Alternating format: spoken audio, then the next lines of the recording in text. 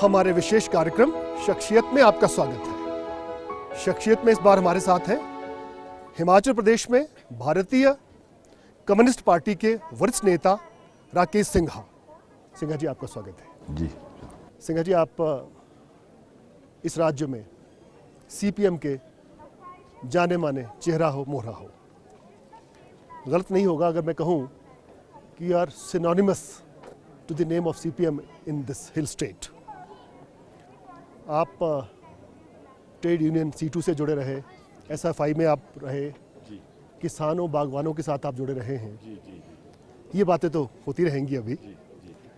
इससे पहले आप अपने जन्म के बारे में, अपने परिवार के बारे में, पढ़ाई लिखाई के बारे में कुछ दर्शकों को बताइए।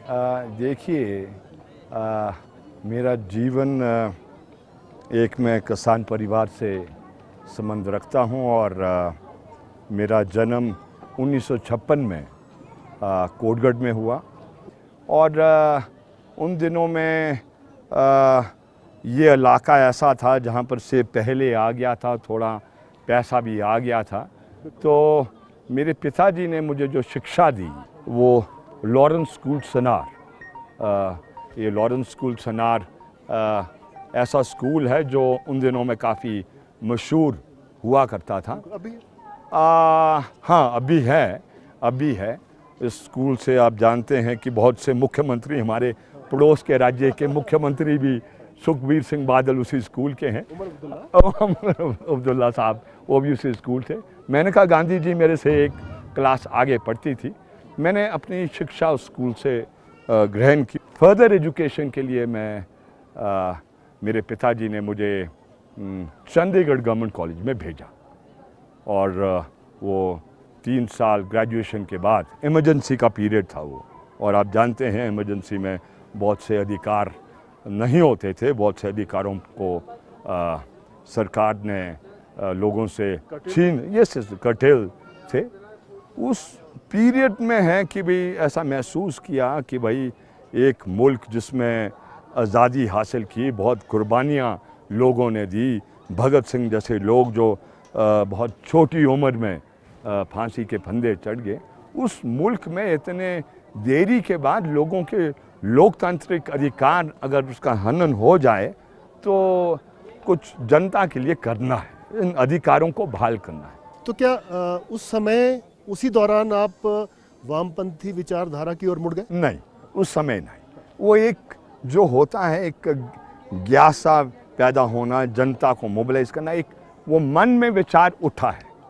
लेकिन अभी वामपंथ नहीं हुआ। वामपंथ हुआ है जब हम विश्वविद्यालय में आए, विश्वविद्यालय में एडमिशन ली और कुछ ऐसे प्रगतिशील विचार के लोगों से मौका मिला विचारों का आदान प्रदान करने के लिए।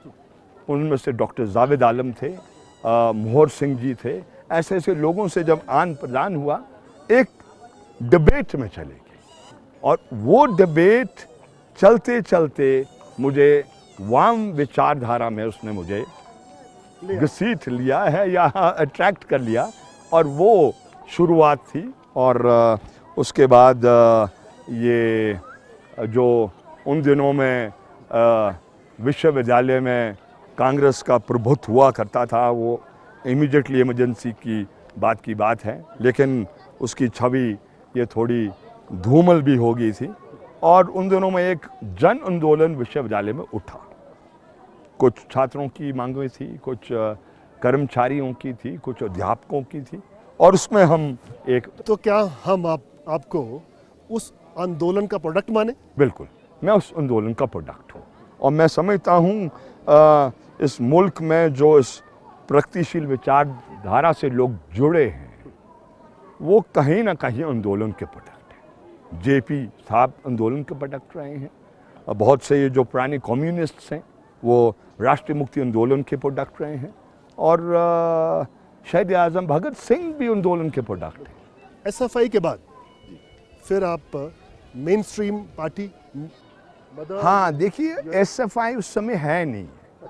हम छात्र आंदोलन का हिस्सा बने और फिर उस आंदोलन में ये समझ बनी कि भाई ये छात्र आंदोलन हिमाचल प्रदेश में बगैर देश के आंदोलन से अगर छूता रहेगा तो शायद ये आंदोलन टिक नहीं पाएगा। चलिए एक अखिल भारतीय आंदोलन के साथ जुड़ना है और तब वो एसएफआई के साथ उस तरीके से नाता रिश्ता जुड़ा। उसके बाद तो आज तक हिमाचल प्रदेश विश्वविद्यालय में ज़्यादातर समय बीच में अखिल भारतीय विद्यार्थी परिषद भी आई, एनएसयूआई का तो बहुत ज़्यादा कभी प्रभाव नहीं रहा। तो जो बीज आपने बोए हैं तो वो मूवमेंट के रूप में आज तक आपका एसएफआई का ही ज़्यादा वर्चस्व रहता है। हाँ, प्रदेश में बाकी कॉलेजेस में नहीं होता कई बार, लेकिन इस यूनिवर्सिटी को तो आपने पकड़ा हुआ झंडा। नहीं, मैं इसको इस रूप में नहीं देखूंगा। ये ठीक बात है कि एक कंट्रीब्यूशन रही है, लेकिन ये मैं ये कहूँ कि भाई वो मेरी वजह से नहीं, ऐसा बिल्कुल नहीं, और ऐसा सोचना भी नहीं चाहिए। और इस रूप में समान विचारधारा के और बहुत लोग होते हैं, एक टीम बनती है। रहे हैं, ये टीम वर्क का नतीजा है। बिल्कुल आपने करेक्ट कहा है, ये नतीजा है टीम वर्क का। लेकिन ये ज़रूर है कि जो एक दिशा हमने दी, मैं उससे प्राउड है कि उस दिशा को जिंदा रखा है, और उस दिशा को ये जो आज का छात्र है विश्वविद्यालय को, वो आगे ले जा रहा है। यहाँ हम रुकते हैं एक छोटे से ब्रेक के लिए। ब्रेक के बाद तुरंत लौटते हैं, आप कहीं मत जाइएगा, बने रहिएगा हमारे साथ। राकेश सिंघा जी से बातचीत का सिलसिला बदस्तूर जारी रहेगा। पार्षद तो भाजपा और कांग्रेस के ज्यादा है, आप तो एक बार पार्षद रहे हो। तो कांग्रेस और भाजपा इकट्ठे हुए कि एक्ट को दोबारा संशोधित किया जाए।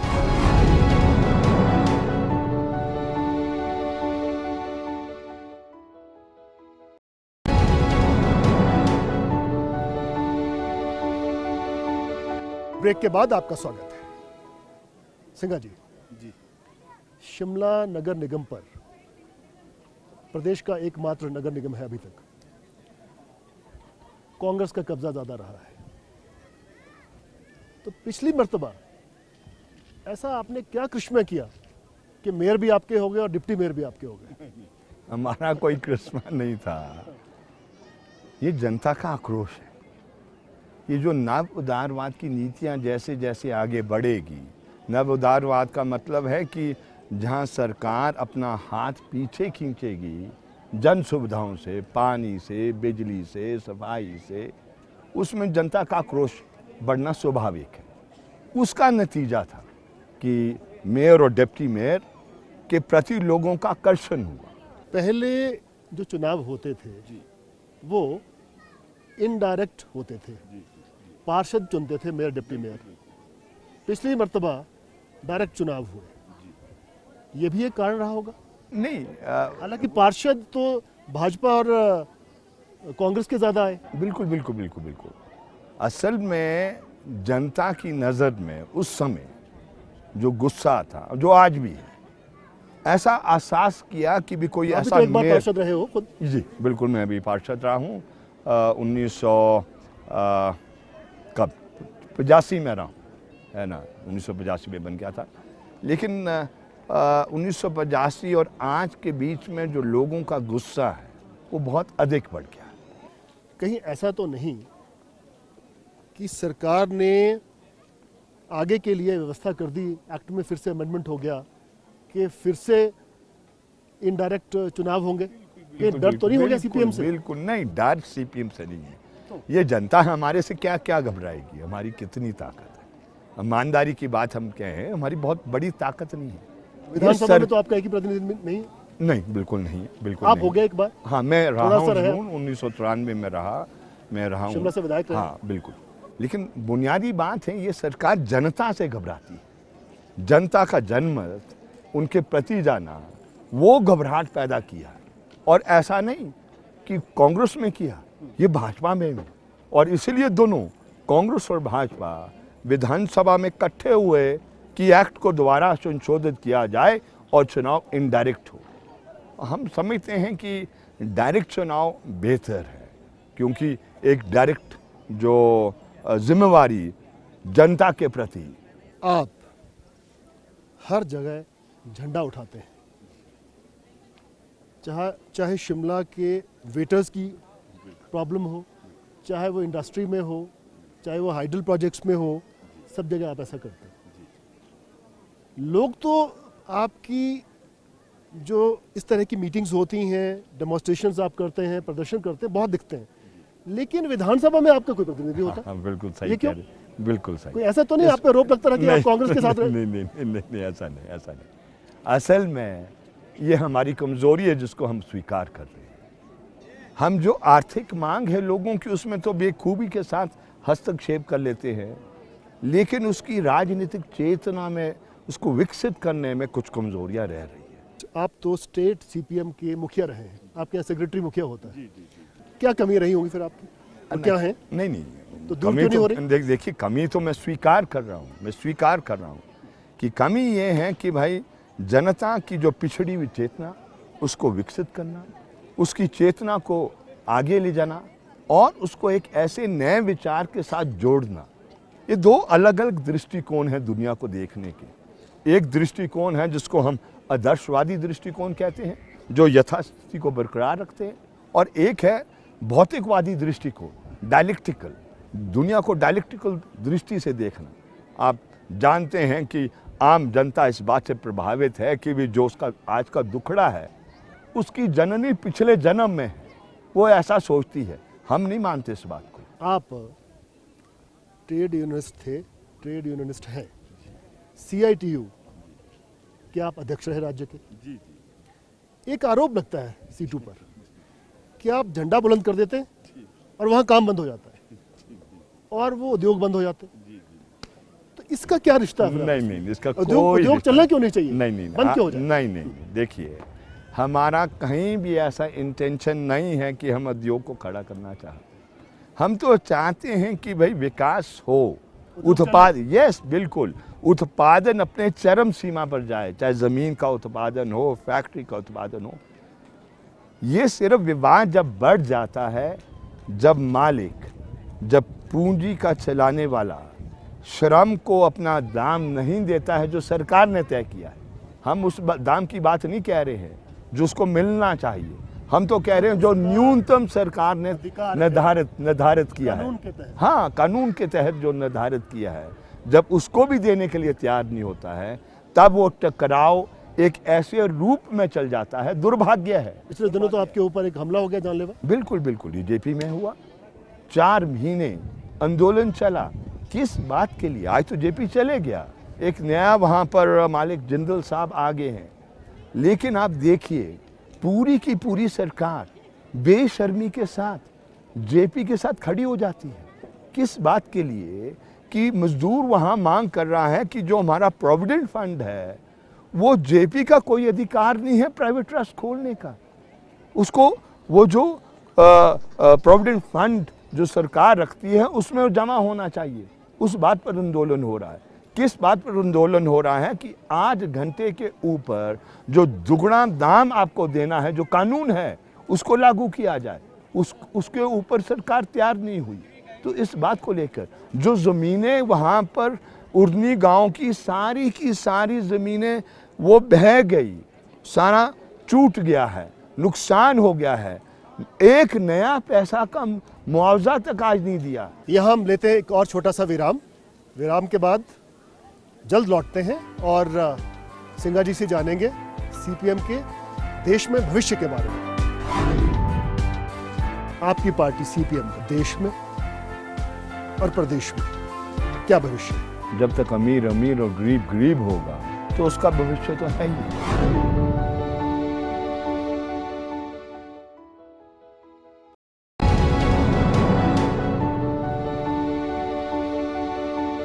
ब्रेक के बाद आपका एक बार फिर से स्वागत है। सिंघा जी, आपकी पार्टी सीपीएम का देश में और प्रदेश में क्या भविष्य है? देखिए, वामपंथ के विचार का भविष्य हमेशा रहेगा। इस गैर बराबरी समाज में जब तक अमीर अमीर और गरीब गरीब होगा और संसाधनों का बंटवारा ठीक नहीं होगा तो उसका भविष्य तो है ही है। वो दूसरी बात है कि आज अस्तित्व क्या है। आज अगर आप देखिए, पश्चिम बंगाल में मुख्य विपक्षी पार्टी के रूप में उभर के आई है। त्रिपुरा में मुख्यमंत्री पिछले 15 वर्ष से मानिक सरकार जी हैं, वामपंथ की पर सरकार एक ही टापू है ना, एक ही टापू इतने नहीं, बड़े देश में। केरला है।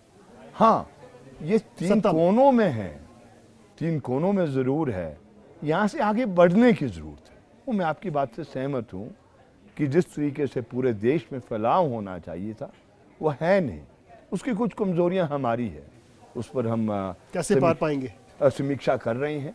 कुछ संगठनात्मक भी हम कमज़ोरियाँ महसूस कर रहे हैं, जिसके लिए अभी हमारा एक प्लेनम पश्चिम बंगाल में हो रहा है, जो हम सोच रहे हैं कि जो संगठनात्मक कमज़ोरियाँ हैं उनको हम दूर करें। और मैं तो बहुत आशावादी हूँ, आने वाला कल ये प्रगतिशील विचार का होने वाला है। सीपीएम पर आरोप लगता है कि पॉलिसीज आपकी पार्टी की प्रो चाइना है। जी, ये जो है ये एक हमारा जो हमें इनकन्वीनियंट समझता है, वो ऐसा प्रचार करने की कोशिश करता है कि भाई प्रो चाइना, प्रो रशिया। बिल्कुल हम प्रो इंडिया हैं, हिमाचल प्रदेश में प्रो हिमाचल।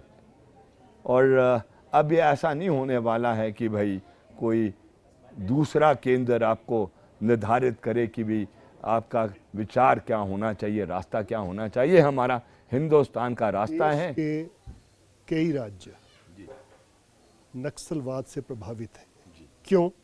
वहाँ भी मैं समझता हूँ कि गोली और आतंकी नहीं नहीं नहीं, वो तो हम बिल्कुल उसके खिलाफ हैं।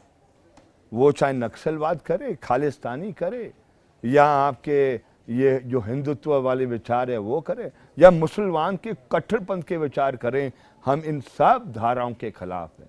हम सोचते हैं ये सारी धाराएं एक धारा है, चाहे वो खालिस्तान की हो, नक्सल की हो, ये हिंदुत्व वालों की हो, या ये आपके बहुत से बजरंग दली है और ऐसे ऐसे दल है। ये सारे जो धाराएं हैं ये देश को कमज़ोर करने की धारा है, जनता की एकता को तोड़ने की धारा है। हमारी धारा जनता को जोड़ने की धारा है।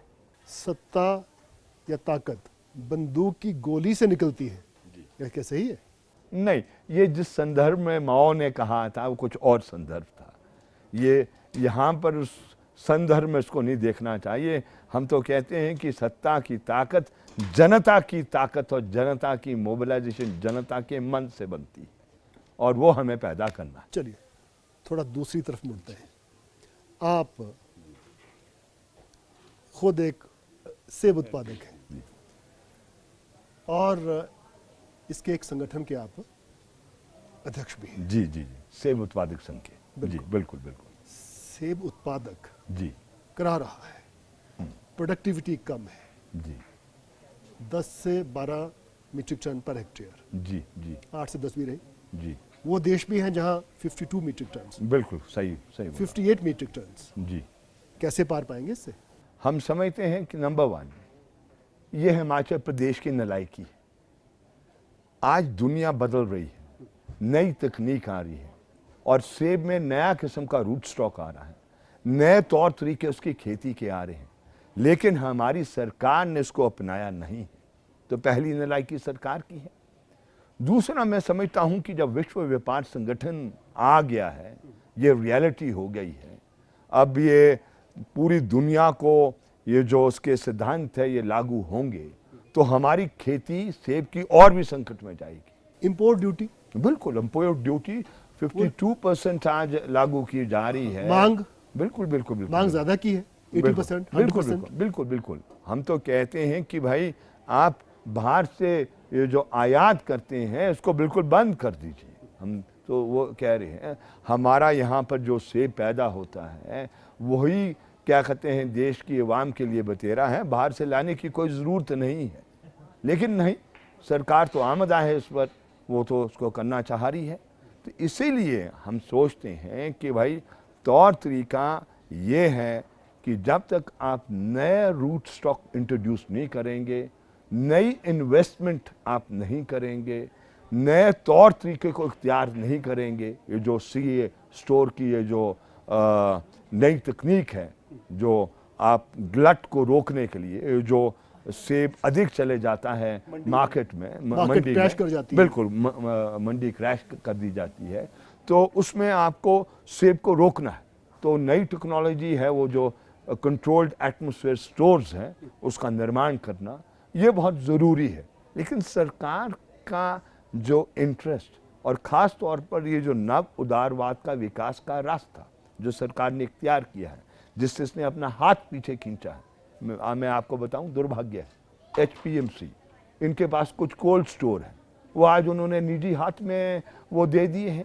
एक विषय और है जी, हाई कोर्ट का एक ऑर्डर आया था जी कि जो अवैध कब्जे किए हुए जी हैं जी जी जंगलों जी, पे, जी फॉरेस्ट जी पे जी जी जी पेड़ काटकर सेब उगाया गया है, जी जी जी उसके बारे में आप क्या कहेंगे? और दूसरा ये जी कि क्या ऐसा नहीं हो सकता कि सोसाइटीज बन जाए, वन विभाग उसको ले ले, सेब जो लग चुका है वो ना उखड़े और उसकी जो मिल्कियत है वो फॉरेस्ट डिपार्टमेंट के पास हो जाए और सेब लगा रहे, इतने इतने बड़े पेड़ हो गए हैं, इसका क्या हाल है?